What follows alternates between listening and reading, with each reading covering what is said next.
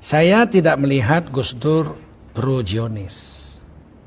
Tidak. Saya dengan Gus Dur bersahabat. Tahu saya bagaimana Gus Dur. Ya memang Gus Dur itu ketua Yayasan Shimon Peres, benar. Oh dia dapat dana, iya betul. Untuk membuat hubungan diplomatik dengan Indonesia, dengan Israel, betul. Tapi kan sampai wafat dia nggak buat. Itu cerdasnya Gus Dur. Dia menolaknya halus. Gimana bisakah dibuat hubungan diplomatik antara Israel dengan Indonesia? Bisa, kata Gus Dur. Tapi susah, sulit, memerlukan waktu yang lama. Lah ya udah kita mulai ya monggo dimulai, tapi nggak pernah dimulai dan tidak pernah terjadi. Udah diproses sudah, tapi ya begitu, tetap nggak bisa.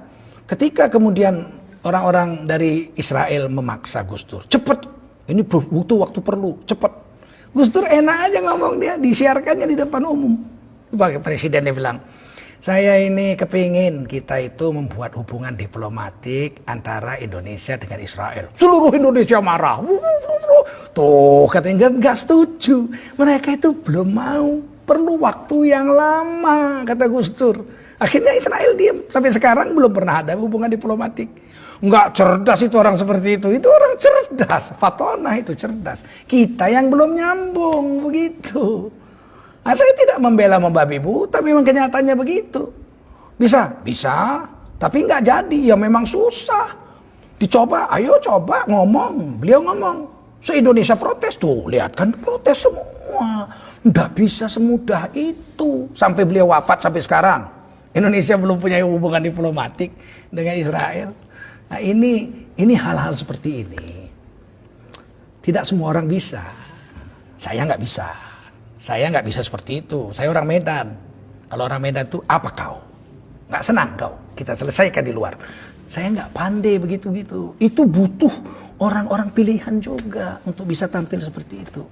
Tapi jangan diragukan cintanya Gus Dur terhadap NKRI dan terhadap agama.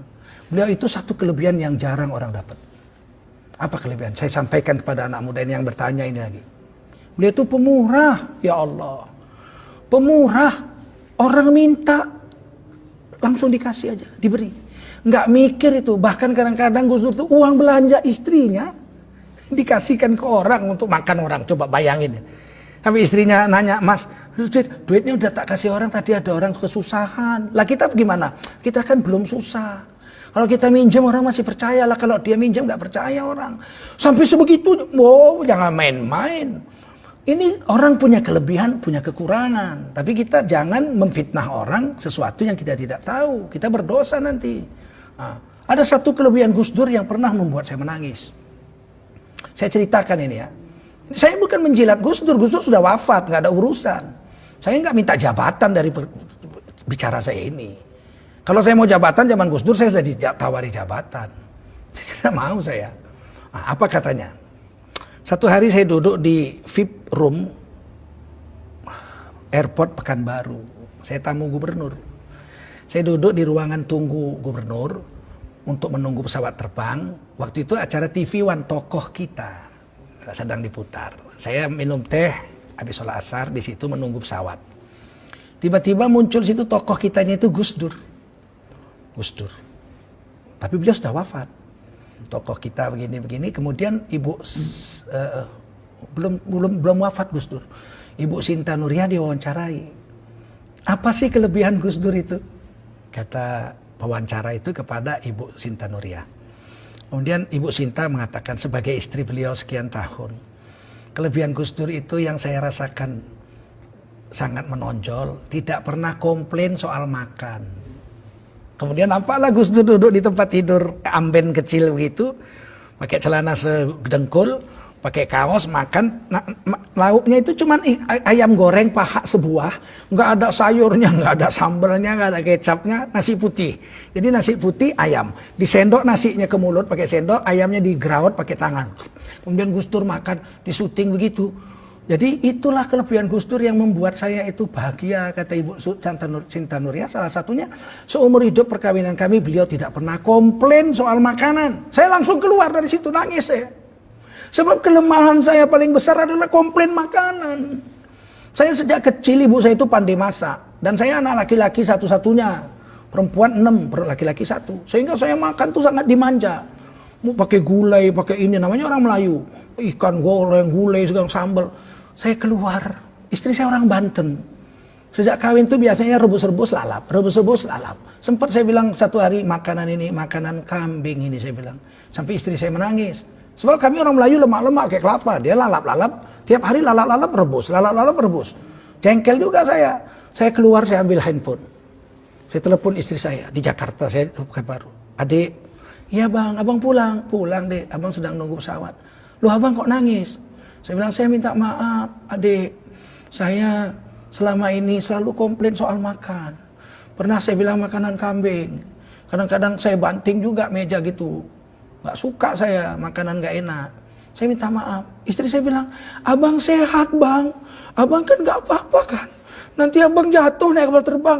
Enggak dek, saya istilah Melayu buang tabiat. Orang mau mati itu tingkahnya aneh-aneh gitu. Saya bilang tidak, saya tidak buang tabiat. Enggak ada tingkah aneh-aneh. Saya baru dengar Gus Dur. Ibu Santa Nuria diwawancarai. Ternyata kelebihan Gus Dur gak pernah komplain soal makan. Saya jadi teringat Rasulullah. Rasulullah itu mengatakan dalam hadis, saya tahu hadisnya. Jangan komplain soal makanan. Kalau enak kamu makan, kamu puji. Kalau kamu rasa nggak enak, jangan kau caci, tapi jangan kau makan. Pergi aja, jangan kau caci. Nah saya mencaci makanan, padahal saya tahu hadis. Saya pikir itu kan cuma Rasul yang bisa buat. Kenyataannya Gus Dur bisa buat. Ngapain mesti belajar tidak komplain makanan kok sampai jauh-jauh nunggu sahabat Nabi atau zaman Nabi. Mau zaman sekarang aja ada orang. Saya bilang gitu, maafkan saya janji. Saya tidak akan komplain lagi soal makanan kepadamu. Sampai di Jakarta saya pulang dipeluk istri saya. Ya Allah bang, abang nonton itu? Iya, saya nggak punya TV di rumah, nggak nonton TV.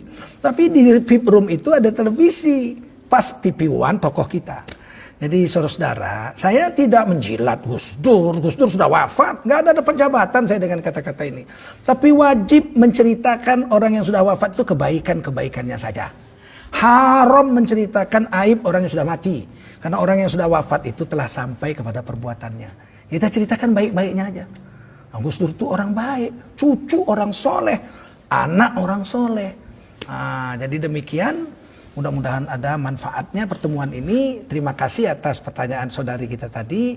Dan semoga kita bisalah bersangka baik kepada tokoh kita, Kiai Haji Abdurrahman Wahid atau Gus Dur, ya, cucu daripada pendiri NU Nahdlatul Ulama Kiai Haji Hasyim Asy'ari, yang memang kadang-kadang statement beliau atau perbuatan beliau itu tidak sampai ke akal kita kecuali kita bertanya kepadanya. Banyak yang bisa saya ceritakan tentang Gus Dur, tapi tidak mungkin, terlalu panjang ya.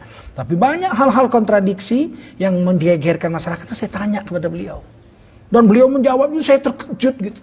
Kadang-kadang dengan ilmu semantik, saya kan dosen semantik 30 tahun saya.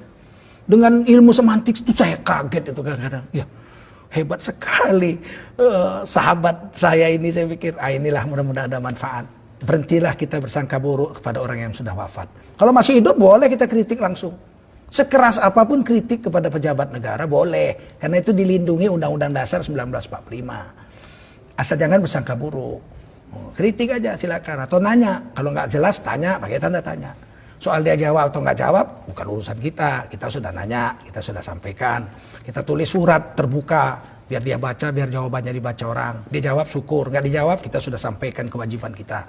Undang-Undang Dasar 45 pasal 28 ayat 1, 2, 3 dan seterusnya menjamin tiap-tiap warga negara untuk berkumpul dan bersuara mengeluarkan pendapatnya. Wallahu a'lam bishawab. Terima kasih.